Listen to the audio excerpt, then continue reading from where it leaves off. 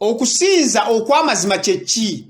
Essomo lyaffe olwaleero liva mu kitabo eky'amateeka essula y'e12 kuva akanyiri akasooka paka ka32 naye akanyiri k'okuna n'akokutaano bugamba nti temukolanga bwe mutyo Mukama Katonda wammwe naye mu kifo Mukama Katonda wammwe kyaleerowooza mu bika byammwe byonna okuteeka omwo erinnya lye kye kifo mwatuula munaanoonyangayo era onojjangayo okusinza Katonda mu biseera bya Musa era ne kaakano ku mulembe guno kyanjawulo okuva ku kiki era ku ngeri ensi gyesinzaamu.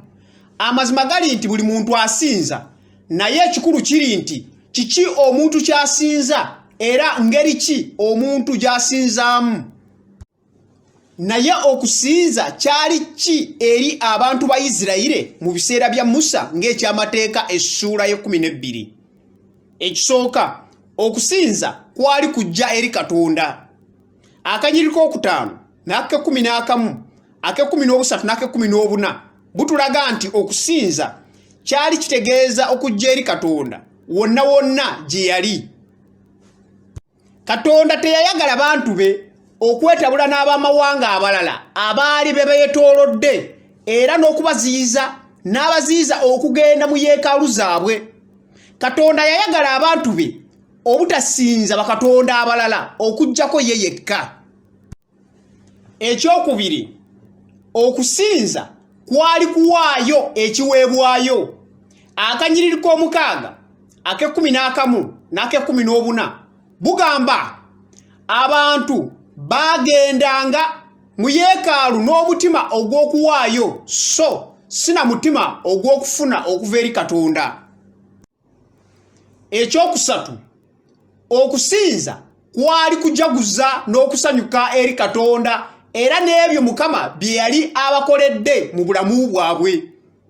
Mu kanyiriri k'omusanvu n'ake12 bwogera nti amaka n'abantu bakuŋŋaananga awamu okuleeta ebiweebwayo byabwe era n'okujaguza n'okwebaza Katonda.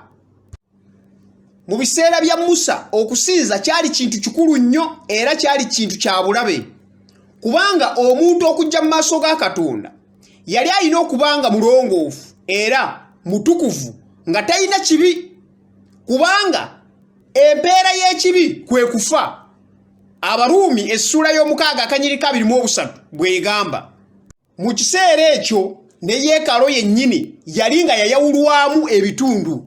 Awatukuvu munda aweereza mu bwakabona yayingirangamu omulundi gumu mu mwaka. Amawulire amalungi ge gano. Olwaleero okusinza mu maaso ga Katonda si kwa balondemu wabula eri buli omu assa okukkiriza kwe mu Yesu Kristo. Yesu Kristo yajja ku nsi okutabaganya abantu awamu ne Katonda n'okusonyiwa ebibi byaffe.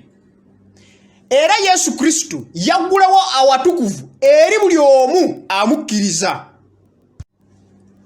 Ebbaluwa eri Abaebbulaniya essula y'ekumi akanyiri ka 19 paka 21 egamba nti kale abooluganda bwe tulina obugumu okuyingira mu kifo ekitukuvu olw'omusaayi gwa Yesu mu kkubo lyatukubira erijja eddamu eriyita mu gigi gwe mubiri gwe era bwe tulina kabona omunene afuga ennyumba ya Katonda.